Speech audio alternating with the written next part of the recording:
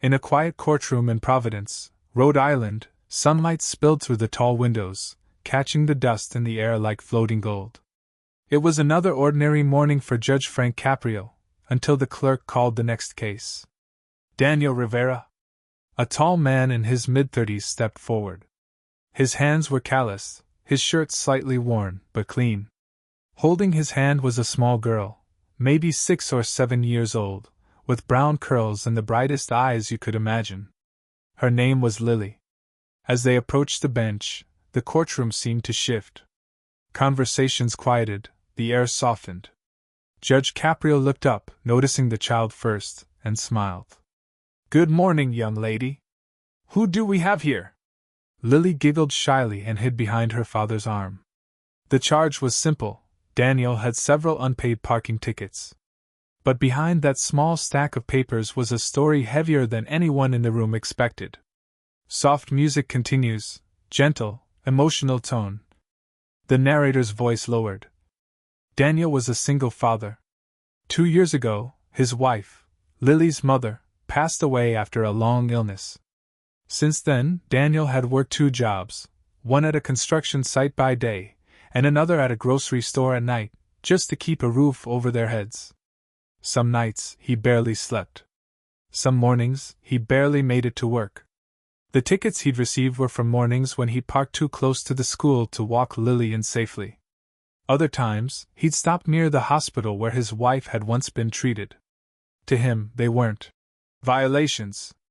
They were moments of love, choices between being a good citizen and being a good father. Judge Caprio leaned forward, eyes softening as he read through the file. "It seems you've had quite a few parking citations, Mr. Rivera. Any reason these weren't paid?" Daniel took a breath, his voice quiet. "Yes, Your Honor. I wanted to. I just couldn't. Not after rent, food, and school supplies for Lily. I thought I'd catch up eventually, but I fell behind." Lily looked up at the judge, eyes wide. "We're not bad, right, Mr. Judge?" The courtroom smiled faintly. Judge Caprio paused for a moment before answering. "No, sweetheart. You're not bad. Sometimes good people go through hard times."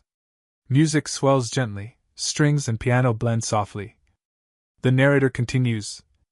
Those words lingered in the air. Because sometimes, all a person needs is to be reminded that their struggle doesn't define them. Judge Caprio asked a few more questions: where Daniel worked, how much he earned, how he managed with a young child. Every answer revealed a man doing his best against impossible odds. Daniel's pride never faltered, but his voice began to tremble. "I just don't want her to think I'm failing, Your Honor. I'm trying, every single day." The judge nodded slowly. He could see exhaustion in the man's face, but also something stronger: love. The kind of love that carries a parent through storms. Judge Caprio leaned back and said softly, "Mr. Rivera, how old is your daughter?" "She just turned 7, sir." 7? Then she's already teaching you lessons, isn't she? Daniel smiled faintly. "Every day." "And what do you want to be when you grow up, young lady?" the judge asked Lily. "I want to be a teacher. 'Cause teachers help people learn." "That's a wonderful dream," said the judge. "And your daddy's helping you learn something even more important: what it means to be strong." Emotional piano melody intensifies. The narrator's voice softens again. The courtroom was silent. Every face turned toward the small family, and for a brief moment the law didn't feel like a system, it felt human. Judge Caprio put down the papers. "Mr. Rivera, I'm not here to punish someone who's doing everything right but still struggling. I'm here to see justice. And justice, to me, means fairness with compassion." He paused, then looked toward Lily. "Tell you what, Lily. I'm going to let you be the judge today. Should your dad pay all these tickets, or should we forgive some of them so he can buy you ice cream instead?" The little girl blinked, thinking hard.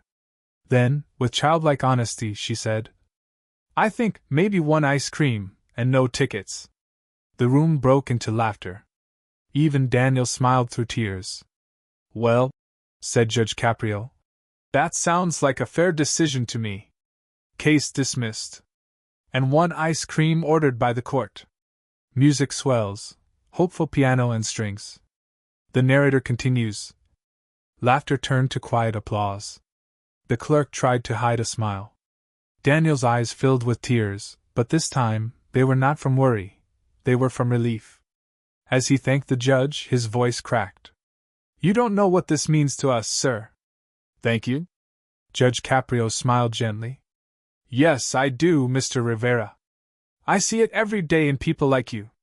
Just keep doing your best. Your daughter's watching, and learning. The narrator continues, voice calm and reflective. Outside the courthouse, Daniel lifted Lily into his arms. The morning sun hit their faces as she giggled, asking if they could stop for ice cream right away. He smiled and said, That's the first order I'll never disobey.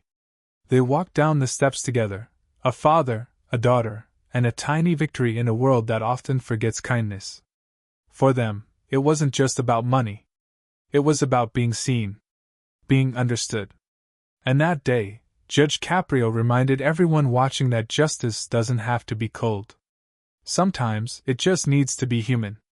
Soft orchestral fade out. Piano lingers for a moment, then silence. The narrator concludes. In a world full of rules, it's compassion that truly keeps us together. And in that courtroom, one act of understanding became a lesson for us all. That behind every fine, every face, and every story, there's a beating heart.